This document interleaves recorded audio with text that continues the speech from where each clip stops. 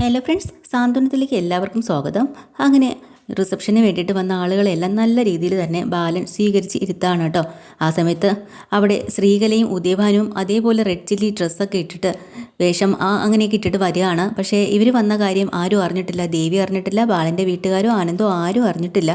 അവർ ഒളിച്ചും പാത്തും ഇങ്ങനെ നിൽക്കുകയാണ്, മാറി നിന്ന് നോക്കുന്നുണ്ട്. അപ്പോൾ നമ്മുടെ ധർമ്മനെ റിസപ്ഷന് വേണ്ടിയിട്ട് അവിടെ കൊണ്ട് ഇരുത്തിയതാണല്ലോ. അപ്പോൾ അവിടെ കൊണ്ട് ഇരിക്കുന്ന സമയത്ത് ആളുകൾ വരികയും പയ്യന് ഒരുപാട് സമ്മാനങ്ങൾ കൊടുക്കുകയും പൈസയായിട്ടും അല്ലാതെ പ്രസൻറ്റേഷനായിട്ട് കൊടുക്കുന്നതും എല്ലാം ദൂരെ നിന്നും ഉദയഭാനു കാണുവാണ്. അപ്പോൾ ഉദയഭാനു ശ്രീകലയോട് പറയണം, നോക്കടി എന്തോരം പൈസ അവന് കിട്ടുന്നത്, എങ്ങനെ പോയാലും ഒരു 1.5 ലക്ഷം രൂപയെങ്കിലും കിട്ടിയിട്ടുണ്ടാവും, അല്ലെങ്കിൽ ഒരു 75,000 രൂപയെങ്കിലും എന്തെങ്കിലും ആയി കാണും. എന്തായാലും നമുക്ക് കോളടിച്ചു. പിന്നെ ഇവിടെ വരാമെന്ന് പറഞ്ഞു. എൻ്റെ ദൈവമേ, ഇത്ര സമയം കൊണ്ട് 75,000 രൂപ ആയി കാണുമോ? കാണും. അപ്പോൾ ചടങ്ങെല്ലാം തീരുമ്പോഴത്തേക്കും 3 ലക്ഷം രൂപയോളം ആവില്ലേ? എടി 3 5 ലക്ഷം രൂപയോളം കിട്ടും. അത്രയും രൂപ എൻ്റെ കയ്യിൽ കിട്ടും. എന്നാൽ പിന്നെ നമ്മൾ രക്ഷപ്പെട്ടു. പിന്നെ നമ്മൾ ഇവിടെ വന്നിട്ടുള്ള കാര്യം ആരും അറിയല്ലേ, നമ്മൾ ഒളിച്ചും പാത്തും വേണം നിൽക്കാം. ആനന്ദെന്ന് പറഞ്ഞ് നിനക്ക് ഓർമ്മയുണ്ടല്ലോ, എൻ്റെ കണ്ണ് മുന്നിൽ പോലും കണ്ടുപോകരുതെന്നാ. അല്ല ഉദയവാനിച്ചേട്ടാ, നമ്മൾ വന്ന കാര്യം ദേവി അറിയണ്ടേ? വേണ്ട ദേവിയും അറിയണ്ട, ആരും അറിയണ്ട. പിന്നെ മറ്റേ ലാലി വന്നിട്ടുണ്ടോ? ലാലി അവളവിടെയാണ് വന്നു കാണും. വാ, നമുക്ക് അവൾക്ക് കുറച്ചുകൂടെ കാശൊക്കെ കൊടുക്കാനുണ്ട്, കൊടുത്തിട്ട് എങ്ങനെയെങ്കിലും അവളെ കൊണ്ട് കാര്യം സാധിച്ചെടുക്കണം എന്നും പറഞ്ഞ് അവരങ്ങോട്ട് ലാലിയുടെ അടുത്തേക്ക് പോവാം. അപ്പോഴാണ് നമ്മളെ കൃഷ്ണൻ അവിടെ നിന്ന് എല്ലാം കാണുന്നുണ്ട് ഒരു കള്ളച്ചിരിയോടുകൂടി. എന്നിട്ട് നേരെ ഉദയഭാനുവിൻ്റെ അടുത്തേക്ക് വരിക കേട്ടോ. അപ്പോൾ എന്നിട്ട് ഉദയഭാനോട് ചോദിക്കുന്നുണ്ട്, ഉദയഭാനു സാറല്ലേ? അതെ, എന്നെ എങ്ങനെ അറിയാം? അല്ല, കോടീശ്വരനായ ഉദയഭാനുവിന് സാറിനെ ആർക്കും അറിയാത്തത് എന്ന് കൃഷ്ണൻ ചോദിക്കട്ടോ. സിംഗപ്പൂരിൽ നിന്നാണ് വന്നത്, മലേഷ്യയിലുള്ള ബിസിനസ്സൊക്കെ എങ്ങനെയുണ്ട് എന്നൊക്കെ ചോദിക്കുമ്പോൾ പെട്ടെന്ന് ഇതൊക്കെ എങ്ങനെ അറിയാം ഇങ്ങർക്ക്, എൻ്റെ കള്ളത്തരങ്ങളെല്ലാം കണ്ടുപിടിച്ചതുപോലെ. അപ്പം പേടിച്ച് പറിച്ച് ഉദയഭാനു നിൽക്കുമ്പോൾ കൃഷ്ണൻ വീണ്ടും ചോദിക്കണം കേട്ടോ, അല്ല ഉദയഭാനു എന്തേ ഇങ്ങനെ നിൽക്കുന്നത്? സാറിനെന്താ ഒരു വെപ്രാളം പോലെ? അല്ല, എനിക്ക് ഇത് ആരാന്ന് മനസ്സിലായില്ല. ആരാന്ന് മനസ്സിലായില്ലേ? പിന്നെ എനിക്ക് ഉദയഭാനു സാറിനെ നന്നായിട്ട് അറിയാം. ഗോമതി സ്റ്റോറെല്ലാം ഇടിച്ച് പുതുക്കി പണിയാനായിട്ട് പണം കൊടുക്കുന്നത്, ബാലേട്ടന് പണം കൊടുക്കുന്നത് ഈ ഉദയഭാനു സാറല്ലേ? എന്ന് പറയാൻ അയാൾ അന്തം വിട്ട് സ്ത്രീകളെ നോക്കട്ടോ. അതെ, പക്ഷേ നിങ്ങൾക്കിതൊക്കെ എങ്ങനെ അറിയാം എന്ന് വീണ്ടും ചോദിക്കട്ടോ. ഓരോരുത്തർക്കും ഓരോ പ്ലാൻ ഉണ്ടാവുമല്ലോ, അങ്ങനെ എല്ലാ പ്ലാനുകളും ഞാൻ അറിയും. പക്ഷേ എല്ലാ കാര്യങ്ങളും നടക്കാനേ എൻ്റെ പ്ലാൻ അനുസരിച്ചായിരിക്കും എന്നിങ്ങനെ പറയുന്നുണ്ട്. അത് ശരി. അപ്പോൾ ഈ പ്ലാനിൻ്റെ കാര്യമൊക്കെ കൃഷ്ണൻ അവിടെ നിന്ന് പറയുമ്പോൾ ഉദയഭാനു വിചാരിക്കുന്നുണ്ട്, ബാലൻ എന്തായാലും ഗോമതി സ്റ്റോർ പുതുക്കി പണിയാൻ വേണ്ടി ഒരു എഞ്ചിനീയറെ ഏൽപ്പിക്കുന്ന കാര്യം പറഞ്ഞിരുന്നു. അപ്പോൾ ആ എഞ്ചിനീയർ ആയിരിക്കും ഈ എഞ്ചിനീയർ അല്ലേ എന്ന് മനസ്സിലാലോചിക്കുക കേട്ടോ. അപ്പോൾ ഉടനെ കൃഷ്ണൻ പറയുന്നുണ്ട്, എന്തായാലും ഉദയഭാനു സാറ് വിചാരിച്ച അതേ എഞ്ചിനീയർ തന്നെയാണ് ഞാൻ.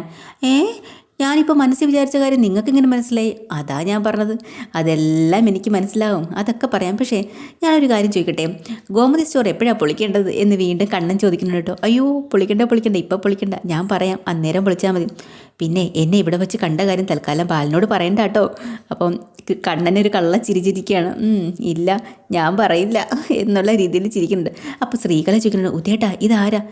എടി അത് ആ എഞ്ചിനീയറാണെന്ന്. ഗോമതി സ്റ്റോർ പുതുക്കി പണിയാൻ വേണ്ടി പ്ലാനും സ്കെച്ചും ഒക്കെ വരയ്ക്കാൻ വേണ്ടി ആരോ ഏൽപ്പിച്ചെന്ന് ബാലൻ പറഞ്ഞില്ലേ, അയാളത് എന്ന് അവർ തെറ്റിദ്ധരിച്ചിരിക്കുക കേട്ടോ. ഇത് കാണുമ്പോൾ കണ്ണന് വീണ്ടും ചിരി വരികയാണ്. അതെല്ലാം കഴിഞ്ഞ് ലാലിയെ കാണാനായിട്ട് അവരങ്ങോട്ട് പോകുന്നുണ്ട്. അപ്പോൾ ലാലി ദേവാനു പറഞ്ഞിട്ട്, ലാലി പറഞ്ഞതെല്ലാം നിനക്ക് ഓർമ്മയുണ്ടല്ലോ അല്ലേ, നല്ല പോലെ ആക്ട് ചെയ്തോണം, പിന്നെ കണ്ണെല്ലാം നിറഞ്ഞ് കരയണം, നിൻ്റെ ബുദ്ധിമുട്ടുകളെല്ലാം ധർമ്മനെ മനസ്സിലാക്കണം, അഭിനയിച്ച് കൊഴിപ്പിക്കുന്ന കാര്യം ഞാൻ ഏറ്റു, പിന്നെ ഓവർ ആക്ടിങ് ഒന്നും കാണിക്കരുത് അല്ലേ, നാച്ചുറലായിരിക്കണം. പക്ഷേ ഞാൻ ഉർവശി അവാർഡിന് വേണ്ടി മത്സരിക്കാൻ വന്നതല്ല. അപ്പോൾ ശ്രീകല പറയാം, ലാലി ഇനിയെല്ലാം നിൻ്റെ കയ്യിലാണ്, അതുകൊണ്ടാണ് ഉദയേട്ടൻ ഇങ്ങനെ പറയുന്നത്, നിങ്ങൾ എന്നെ ക്ലാസ് ഒന്നും തരണ്ട, എൻ്റെ ജോലി എനിക്ക് നന്നായിട്ട് ചെയ്യാൻ അറിയാം എന്ന് ലാലിയും പറയാട്ടോ. പിന്നെ ഒരു കാര്യം, കാശെല്ലാം കയ്യിൽ കിട്ടിക്കഴിഞ്ഞാലേ എന്നെ ഒഴിവാക്കാൻ നോക്കരുത്, പറഞ്ഞുറപ്പിച്ചാൽ 1 രൂപ പോലും കുറയാതെ മുഴുവൻ എനിക്ക് തന്നണം, ഇല്ലെങ്കിൽ എൻ്റെ സ്വഭാവം അറിയാല, ഫുള്ള് ഞാൻ ചാള കുളമാക്കും. അയ്യോ, ഉറപ്പിച്ച പൈസ മുഴുവനും ഞാൻ തന്നിരിക്കാമേ എന്ന് ഉദയഭാനു ഇങ്ങനെ പറയാട്ടോ. ശരി, എന്നാൽ പിന്നെ നീ അങ്ങോട്ട് ചെല്ല്. അങ്ങനെ ആ സമയത്ത് അങ്ങനെ സംസാരിച്ചുകൊണ്ട് ഇങ്ങനെ സമയത്ത് കണ്ണൻ വീണ്ടും വരും കേട്ടോ. ഇവനെന്തിനാ വീണ്ടും വന്നത്? അപ്പോൾ കണ്ണനൊരു കള്ളച്ചിരി. ഇതെല്ലാം കണ്ടും കേട്ടിട്ട്, ഇതാരാ ഇവിടെ നിൽക്കുന്നത്? അല്ല, ഇതേ അപ്പം ഉദയഭാനു സാറിൻ്റെ മോളാണോ? എടോ, തനിക്ക് എന്തൊക്കെ അറിയണം? അല്ല, ഉദയഭാനു സാറിൻ്റെ അതേ മുഖച്ചായ തോന്നുന്നുണ്ടോ എന്ന് പറയാം. അപ്പോൾ സ്ത്രീകളേക്ക് അങ്ങ് ദേഷ്യം വരും കേട്ടോ. അപ്പോൾ ആ കൊച്ചനാണെങ്കിൽ ഒരുമാതിരി നാണം കുടുങ്ങി പോലെ നിൽക്കുകയാണ്. അത് കാണുമ്പോൾ കണ്ണൻ നേരെ അടുത്തേക്ക് ചെല്ലുക. അപ്പോൾ ഉടനെ ചേട്ടൻ്റെ പേരെന്താ എന്നിങ്ങനെ ചോദിക്കട്ടെ ലാലി. ഉടനെ ഉടനെ അടുത്തേക്ക് ചെന്നിട്ട് പറയുന്നുണ്ട്, കുട്ടിക്ക് ഇഷ്ടമുള്ള പേര് എന്നെ വിളിക്കാം, ചേട്ടനെ ഞാൻ അപ്പൂന്ന് വിളിച്ചോട്ടെ. ആ ചേട്ടനെ കണ്ടപ്പോഴേ എനിക്ക് എവിടെയോ കണ്ടൊരു പരിചയം തോന്നുക എന്നൊക്കെ അവരങ്ങനെ പരസ്പരം സ്നേഹത്തോടെ സംസാരിക്കണ കാണുമ്പോൾ ഉദയഭാനു ലാലി നീ വന്ന കാര്യം മറക്കരുത്. പിന്നെ ലാലി എന്നാണല്ലേ പേര്.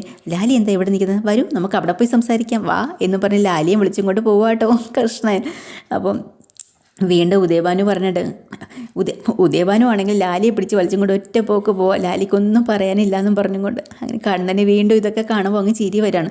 എന്നിട്ട് പറഞ്ഞു, ഈവൻ കുറേ സമയം ഓരോരുത്തന്മാർ വന്നോളും, കമ്പിൽ തുണി തുറ്റിയാലും മതി, ഓരോന്ന് സൊള്ളാൻ വേണ്ടി ഇങ്ങോട്ട് വരും എന്നും പറഞ്ഞ് അവിടെ ചിരി. അപ്പോൾ കണ്ണൻ ഇവിടെ നിന്ന് പറയാട്ടോ, എൻ്റെ പകടകളിയെല്ലാം തുടങ്ങിയിട്ടല്ലേ ഉള്ളൂ ഉദയഭാനു സാറേ എന്നിങ്ങനെ സ്വയം ചിന്തിക്കണം കേട്ടോ.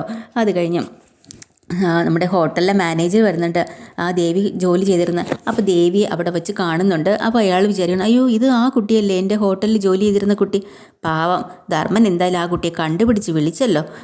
എന്തായാലും ആദ്യം ധർമ്മനെ പോയി ഒന്ന് കണ്ട് സംസാരിക്കാം, അത് കഴിഞ്ഞിട്ട് ആ കുട്ടിയെ പോയി ഒന്ന് കാണണം. ഒരു വാക്ക് പോലും പറയാതെ ജോലി നിർത്തി പോയില്ലേ, അതിൻ്റെ കാര്യങ്ങളൊക്കെ അറിയണം, ധർമ്മനെ കണ്ട് സംസാരിച്ചിട്ട് പോയി കാണാം എന്ന് പറയാം. ഇതിനിടയ്ക്ക് ദേവി ആ മാനേജറെ കാണുന്നുണ്ട്. അങ്ങനെ ദേവി അവിടുന്ന് പതിയെ മുങ്ങാട്ടോ പുറത്തേക്ക് ഇറങ്ങി ഓടുകയാണ്.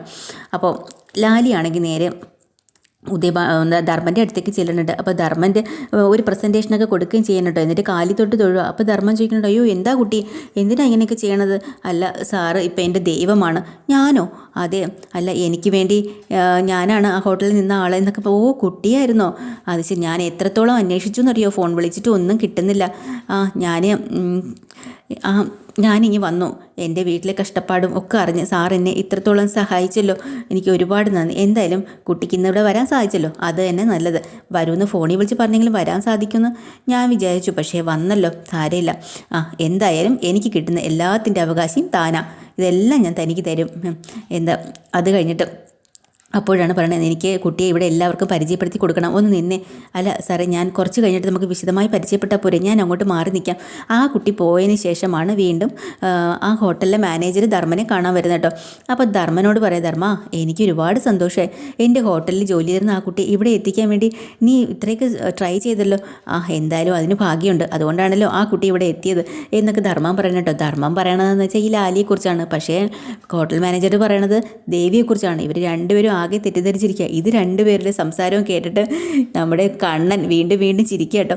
എന്നിട്ട് അത് കഴിഞ്ഞ് ദേവി അവിടുന്ന് ഓടി രക്ഷപ്പെട്ട് പുറത്തേക്ക് വരികയാണ്. അവിടെ ആനന്ദ് ഇതിലൊന്നും പങ്കെടുക്കാതെ മാറി നിൽക്കുക കേട്ടോ. അപ്പോൾ ദേവി ആനന്ദിനെ കാണുന്നില്ല. ദേവി വിചാരിക്കുന്നു, ഈശ്വര ആ മാനേജറുടെ മുന്നിലെങ്ങാനും ചെന്ന് പെടാതിരുന്നാൽ മതിയായിരുന്നു, ഈശ്വര കണ്ടു കഴിഞ്ഞാൽ എല്ലാം പൊളിയല്ലോ എന്ന് പറഞ്ഞ് പേടിച്ചിരിക്കുമ്പോഴെന്താ ആനന്ദ് കാണുന്ന കേട്ടോ. ദേവി എന്താ ഇങ്ങനെ ടെൻഷൻ അടിച്ച് മാറി നിൽക്കണത്, എന്തോ കള്ളത്തരം ഉണ്ടല്ലോ എന്ന്. അങ്ങനെ ഇവളെന്തിനാ ഇങ്ങനെ ഓടി പേടിച്ച് വിറച്ച് ഇങ്ങോട്ട് വന്ന്, ഇവൾ ആരെയായി നോക്കുന്നത്, എന്തോ കള്ളത്തരം ഉണ്ട് എന്ന് പറഞ്ഞ് ആനന്ദ് ഇങ്ങനെ നോക്കുക. പക്ഷേ ദേവി ആനന്ദിനെ കാണുന്നില്ല. ദേവി അവിടുന്ന് ഒറ്റ ഓട്ടം വീണ്ടും ഓടുവാട്ടോ. അങ്ങനെ ആനന്ദ് ഇത് കണ്ടുപിടിക്കണമെന്ന് പറഞ്ഞ് ദേവിയുടെ പുറകെ ഓടുവാണ്. അത് കഴിയുമ്പോഴാണ് നമ്മളെ ഉദയഭാനു ഒരാളിൻ്റെ ചെല്ലയ്യ എന്ന് പറഞ്ഞ ഒരുത്തന്നെ കുറേ കാശ് മേടിച്ചിട്ടുണ്ടല്ലോ, അയാൾ ഈ മണ്ഡപത്തിൽ ഉദയഭാനുവിനെ അന്വേഷിച്ച് വരിക കേട്ടോ, ഗുണ്ടകളെയും കൂട്ടിയിട്ട്. ഇവിടെ വരുമ്പോൾ ഉദയഭാനുവും ശ്രീകലയും കൂടെ ഭയങ്കരമായിട്ട് ബിൽഡപ്പ് ചെയ്തുകൊണ്ടിരിക്കുകയാണ്. കിട്ടുന്ന പൈസ ആ ഒരു രീതിയിൽ കിട്ടണം എന്നും പറഞ്ഞുകൊണ്ട് അങ്ങനെ ഇവർ തമ്മിൽ ഒരു ചെറിയ വഴക്കുണ്ടായിട്ടോ. കാര്യം എന്താണെന്ന് വെച്ചാൽ ആ കണ്ണൻ പറഞ്ഞല്ലോ ഇയാളുടെ മുഖച്ചായ കൊണ്ട് ലാലിക്കുന്നു. അതോടുകൂടി ശ്രീകലയ്ക്ക് ചെറിയ സംശയമൊക്കെ തോന്നി തുടങ്ങി. അപ്പോഴാണ് ഈ ചെല്ലയ്യ അവിടെ വരുന്നത്. ചെല്ലയ്യയും കൂടെ കാണുമ്പോഴത്തേക്കും ആകെപ്പാടെ ഉദയഭാനു പെട്ടുപോയി.